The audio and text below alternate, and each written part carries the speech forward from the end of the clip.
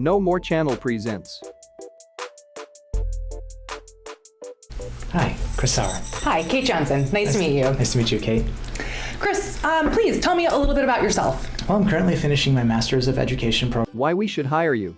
To love what you do for a living is a privilege few are fortunate to have. Changing careers can put you on the fast track to upgrading your life. Get motivated to pursue your dreams. Find a job you enjoy doing, and you will never have to work a day in your life. This is your chance to wow them with your highlight reel. Your answer should summarize the reasons to hire you.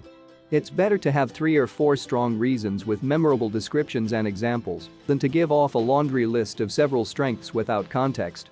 This is an opportunity to reiterate your most impressive strengths and describe your most memorable selling points, tailored to align with the top requirements in the job description. Before answering the question, it is very important that you perform a good research about the company and its goals. This research will help you know much about the company and its work culture. Here are some of the best answers to why we should hire you. Number 1. You can do the work and deliver exceptional results. On every job you do, you've got to raise your game. My ambition is to get better and better on every job you do. You should never stop trying to get better. You have to teach yourself new things. I don't think you necessarily learn them from other people because you have your own style of doing things, but hopefully you get better. Set aggressive but achievable goals. I like to think of goals as the object of a person's effort. This means that goals are an important part of results. Goals don't have to be big, but they do need to be challenging. Our goals should push us a little bit. That push could be in terms of work quality, work quantity, or how fast we get the work done. Look for supporters. At every level of the organization. Once we know our goals, we need to find people who will support us both in terms of providing resources and motivational support. Obviously, we want our boss to support us. Other individuals that might support and guide us include our co-workers and possibly even our vendor partners. Get organized. If you've ever been distracted by pictures on the internet, then you know we can spend a lot of time, energy, and resources on the wrong things. If we want to deliver excellent work, then we need to use our resources wisely. Employees should have a plan and a reasonable timeline for completing their work. Allocate resources. Speaking of resources, employees need to ask themselves, what resources do I have? What additional resources can I get? This also ties back to number 2 in looking for supporters. Is it possible that you'll need to ask a supporter to share resources? This could also link with number 1 in terms of accomplishing a goal with limited resources. Use technology strategically. One of the resources that can help us achieve better results is technology. However, for technology to be highly effective, employees need to know what technology they have access to and how that technology works. Sometimes organizations aren't using technology to its fullest capabilities, and that has an impact on results. Monitor progress regularly. Once we start work, we need to monitor results. If we're working on a big project, there could be defined milestones with identifiable times to monitor progress. When it comes to our everyday work, we could take 10 minutes at the end of our day to simply review what we've done toward accomplishing our goals. Small steps can quickly turn into big results. Celebrate success. I think sometimes we sell ourselves short by not celebrating what we've done. We put it into the category of we did our job, so that's not worth celebration. Let me offer one way to view this. If you're setting challenging goals, collaborating with others, staying organized by using resources wisely, leveraging technology, and regularly reviewing your progress, then even if you're doing your job, it's worth celebration. Because it's hard work. Number 3. You possess a combination of skills and experience that make you stand out from the crowd. Standing out means that you are a cut above the rest. You outshine others in a way that makes you somewhat advantageous. Many things are considered that makes you stand out from a crowd. As the industry grows and more people flood the market, the more it becomes a commodity. Which basically means that you are competing on price. If you want to stand out from the crowd, you have to not compete on price. You have to create an experience with your leads and clients. And you have to fully understand the business of who you serve. Set up a regularly scheduled time to email or talk with a client. Be selective about your clients. Focus on customer service as much as getting a customer. Be positive. Remember why you started your business. Look at other freelancers and agencies and see what they are doing. Be organized. Invest versus expense. Share your expertise and experiences. Be the go-to person. By asking questions to your clients, by listening and using the words that they use to describe themselves and their businesses, you start to be able to state their problems before they do. If you dive deep on defining the problems those businesses are attempting to solve and articulating why those issues are important, that's how you stand out as a freelancer. Without that deep dive, you'll miss out on opportunities and potentially waste valuable time and resources, pushing out projects that aren't aligned with your client's strategies. You will elevate yourself above the commoditization of freelancing and become an integral partner with your clients and their business when you provide solutions that align with their overall strategy. Number 4. Hiring you will make him look smart and make his life easier. Determine what problems they had so far, what new issues or goals they have now, and how your specific skills and experience can come in handy. Scour the company's website and social media channels to research their roadmap and history. Google their media mentions and case studies. Reread the job ad you applied to. Use this information to guide your answer. Perceiving the value of your work can increase your job satisfaction. Help others at work. Making extra efforts to help clients or co-workers can make your work feel more meaningful and increase your job satisfaction. Think about taking on a new project for a client or mentoring a colleague. Don't plan on doing too much. Here's a secret for you. Most to-do lists are way too long, which leads to overwork and stress when it doesn't all get done. Instead, assume you can only get 1 big thing, 3 medium things, and 5 small things done a day, fewer if you have a lot of meetings. Focus on high-reward tasks.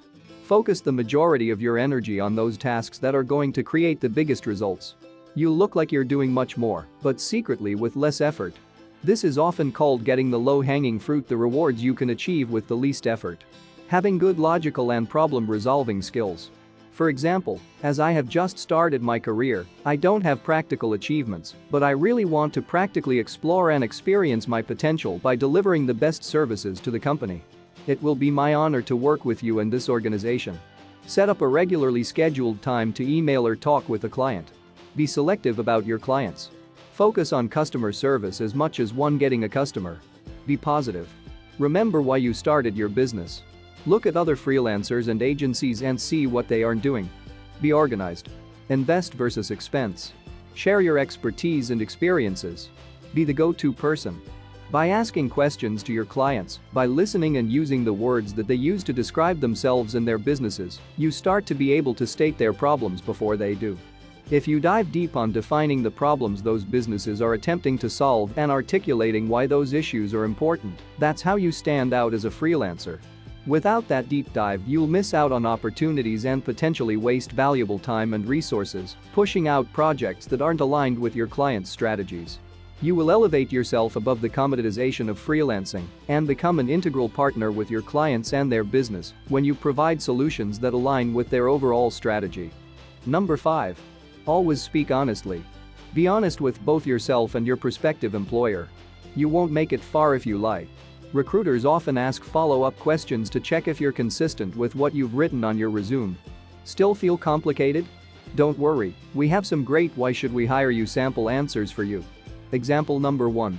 Can you explain why your background and experience would be a good fit for this job? I certainly can.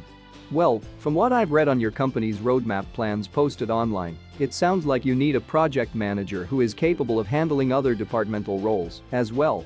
I couldn't find a way to succinctly describe it on my resume, but during my internship at Biogenco, I spent a month each on 5 different teams to get a handle on how the company functions as a whole.